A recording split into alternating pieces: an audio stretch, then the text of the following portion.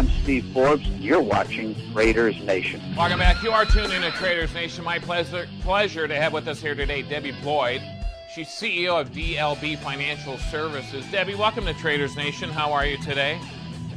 I'm good. Thank you so much. Oh, Debbie, thanks for being with us. Hey, mortgage rates are at their highest in 4 years, and there's talk that they're poised to move higher. Is it time to buy, refinance, or before they move on again? Yeah, we need to do all that. I think now is the time to buy because rates are only going to be going up. The Fed seems to keep thinking and putting out there that they're going to be raising rates 0.25% every quarter. Sure. With that being the case, rates aren't going to be going down. You need to buy now. Okay. Buy or refinance, right? So certainly if you've got your eyes on that. Well, we pounded the table back 10 years ago when rates got down to the 5%, 4.5%, and we're like, hey, these aren't going to stay here forever. Boy, were we wrong. But nobody anticipated that quantitative easing to last for so long, and now I think that game is over. Would you say? Oh, yeah, it's over. And the problem is our first-time home buyers are used to those rates being so low. Yeah. They think this is outrageous. Right. And in the scheme of things, this isn't outrageous at all. This is what we thought the bottom was going to be before it got to 3.5. Right. Oh, and I tell you what, 3.5, and even let's face it, 3.5, 4, 4.5, and maybe even 5%. It's almost like free money, folks. It is. I mean, it really is, right? I mean, back in the old days, long before. I mean, we did.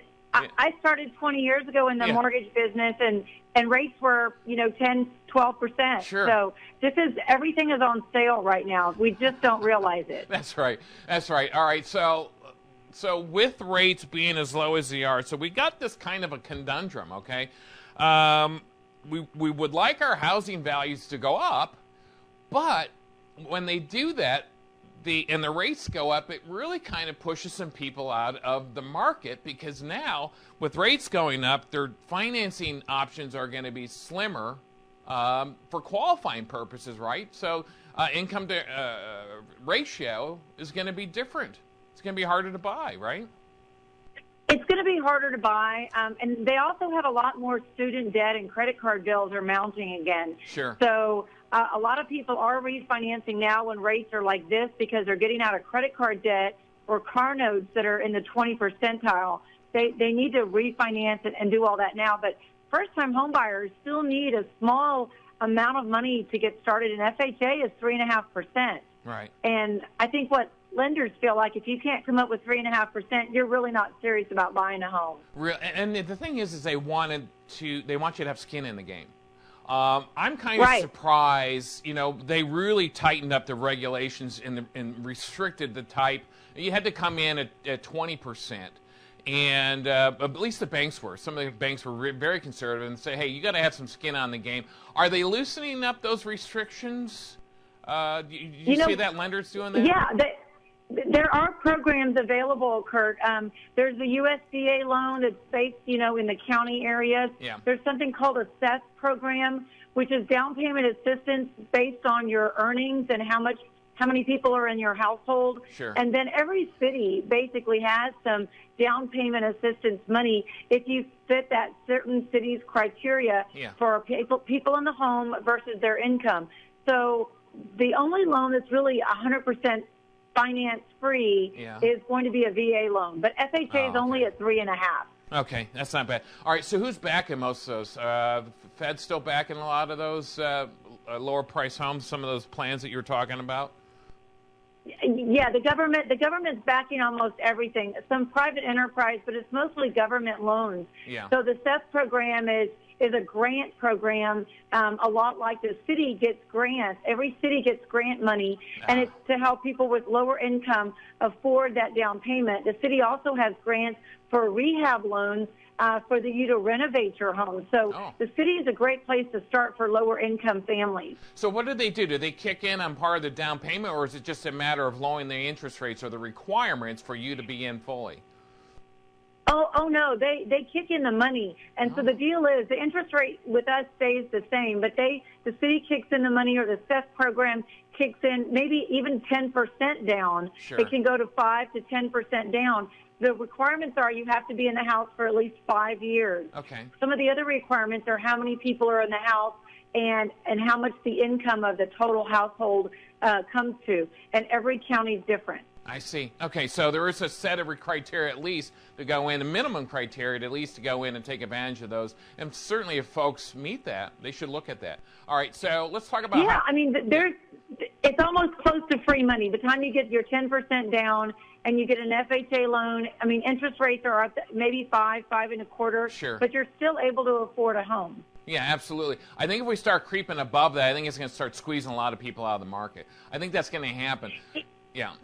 It is, and then investors are going to start beating up and buying those first-time home buyer houses, and they're going to put renters in it that can't afford to buy it themselves. Okay, so that was my other question. I was going to ask you, who's going to come in and take that space? And certainly investors are going to do that. Renters? Uh-huh. Yeah, there's a lot of families, a lot of kids that get out of college have a lot of debt. Sure. And they can't afford to buy because we have to count those student loans against them, even if they're in a deferment or a repayment and it's a small amount. Right. We still have to count that. Yeah. So they'll be renters for a little bit longer. Now, I don't know if this is your area. It's a little bit of a sidebar because you said student loans. I don't get why student loans are so expensive on the point side versus housing or anything like that, because education is so important. I don't know why these guys are paying so much, 7-10% on student loans when it has such a precedence, and we need that in our society. Any thoughts on that? Well, you know, the student loans are evaluated when the kids get out of school. Yeah. The student loans go off of how much money they can afford to pay based on their job. Okay. Well, if you get out of college and you have a degree and you don't get a job right away, you're still making those payments. Yeah. And then a lot of them so that creates a lot of problems. If you don't have a job, you can't pay it back. Right. And then they start racking up penalties. Yeah, and it's just a snowball of a worsening effect. Don't like it. And I wish they would do something about those interest rates. So let's talk about higher rates. You think it's going to slow down the housing market? You know, I don't think so. I think we're going to have to get more creative. And as a mortgage broker for the last 20 years, it's now time to get back and start educating our buyers on how this system works. It's not free money anymore. It's closed, but it's not free. Right. And you have to learn how to budget. You have to learn how to save money.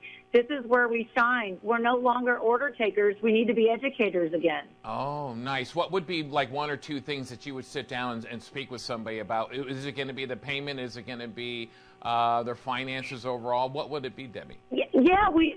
People don't understand taxes. They don't understand mortgage insurance. Right. They don't understand how to shop for homeowners insurance. Right. And those all contribute into what you can afford. Yeah.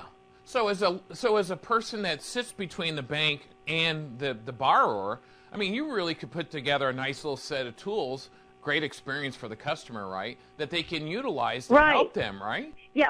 What I try to do is educate these first-time home buyers and, you know, people that are paying off debt, how to put a budget together, how to stick to a budget, because I do financial advising and mortgages.